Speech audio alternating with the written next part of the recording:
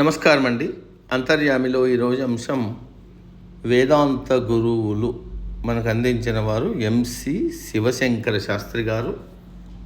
వినిపిస్తున్నది మీ విజయభాస్కర్. ప్రతి మతంలోనూ ప్రత్యేక ఆచార వ్యవహారాలు ఉంటాయి. అలాగే హైందవ ధర్మంలో గర్భస్థ శిశువు మొదలు మరణం వరకు జరిపే సంస్కారాలను షోడశ సంస్కారాలు అంటారు. వీటిల్లో మనిషి ఉన్నతికి దోహదపడే అక్షర సంస్కారం లేదా విద్యాభ్యాస సంస్కారం ఎంతో విశిష్టమైనది. ఇది మనిషిని పాశవిక ప్రవృత్తి నుంచి మానవత్వానికి, అనాగరికత నుంచి నాగరికతకు, చీకటి నుంచి వెలుగులోకి, అజ్ఞానం నుంచి జ్ఞానానికి, మానవత్వం నుంచి దివ్యత్వానికి చేర్చగలదు. ఇంతటి విశిష్ట ప్రయోజనాలను సమకూర్చే ఈ సంస్కారం సద్గురు సేవ, వారి కటాక్ష వీక్షణంతోనే లభ్యమవుతుంది. సద్గురువు గురించి తెలుసుకునే ముందు శిష్యగణంలో ఉండే వర్గాల గురించి తెలుసుకోవాలి.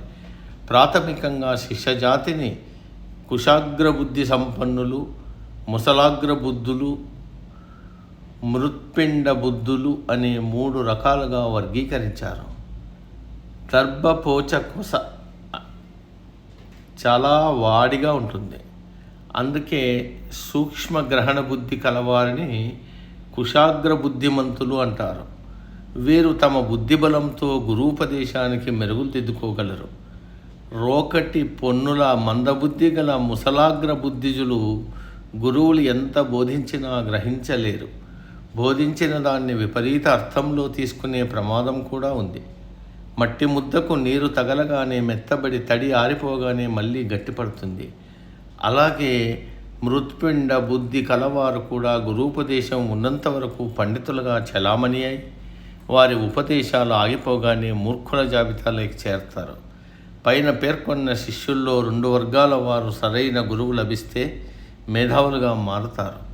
ఇలాంటి సందర్భాల్లోనే గురు కటాక్ష బలం అర్థమవుతుంది.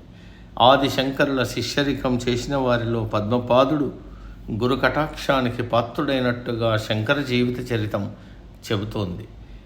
ఈ త్రివర్గ శిష్యగణమే కాకుండా మేష మహిష జాతి శిష్యులు కూడా ఉన్నారు. మహిషం నీటి గుంటలో దిగితే అడ్డదిడ్డంగా తొక్కి మొత్తం నీటిని బురదమయం చేస్తుంది. ఆ నీరు ఇతరులకు ఉపయోగపడకుండా చేస్తుంది. అదేవిధంగా మహిష జాతి శిష్యుడు తాను చదువుకోకపోగా క్రమశిక్షణను ఉల్లంఘించి తోటి విద్యార్థులను కూడా చెడగొడతాడు. మేషం అనగా మేక చాలా చురుకైన జంతువు. నీటిని కెలక్కుండా ఒడ్డున నిలబడి తాగుతుంది. అలాంటి శిష్యులు వినయంగా విద్యాబుద్ధులు నేర్చుకుని పేరు ప్రతిష్టలు సంపాదించుకుంటారు. శంకర భగవత్పాదుల వారు తమ వివేక చూడామణి గ్రంథంలో బ్రహ్మ విద్యకు మేధావి, విద్వాంసుడు, మంచి ఊహ కలవాడు, విచక్షణ జ్ఞాన సంపన్నుడుగా ఉన్నవారే అధికారిగా ఉండాలని తెలియజేశారు.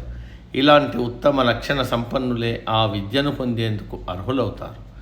గురువుల్లో సాధారణ గురువులు, సద్గురువులు అని 2 రకాలు. సాధారణ గురువులు అక్షరదాతలు మాత్రమే. సద్గురువులు ముసలాగ్ర బుద్ధులు, మృత్పిండ బుద్ధులు అయిన శిష్యులను కూడా అనుగ్రహించి విద్యాబుద్ధులు నేర్పి ప్రయోజకుల్ని చేస్తారు. ఇలాంటి వారు మనకు చాలా తక్కువగా కనిపిస్తారు. శంకర భగవత్పాదులు, గౌడ యతీంద్రులు, వేదవ్యాస మహర్షి, శ్రీరామకృష్ణ పరమహంస ఈ కోవకు చెందిన గురుదేవులుగా కీర్తిని అందుకున్నారు. వీరిని వేదాంత గురువులని సంబోధించారు. విద్యాదానం కన్నా వేదాంత విద్యోపదేశం చేయడం పవిత్రమైనది. గురువులుగా గుర్తింపు పొందిన వారిలో డాంబికులు ఎవరో, సద్గురువులు ఎవరో తెలుసుకున్నాకే గురి స్వీకారం చేసుకోవాలి. సద్గురువుల కటాక్షం అసతోమ సద్గమయ, తమసోమ జ్యోతిర్గమయ, మృత్యోర్మ అమృతంగమయ అనే స్థితిని కల్పిస్తుంది. సమాప్తం. సర్వే జన సుఖీనో భవంతు. అందరూ బాగుండాలి, అందులో మనం ఉండాలి.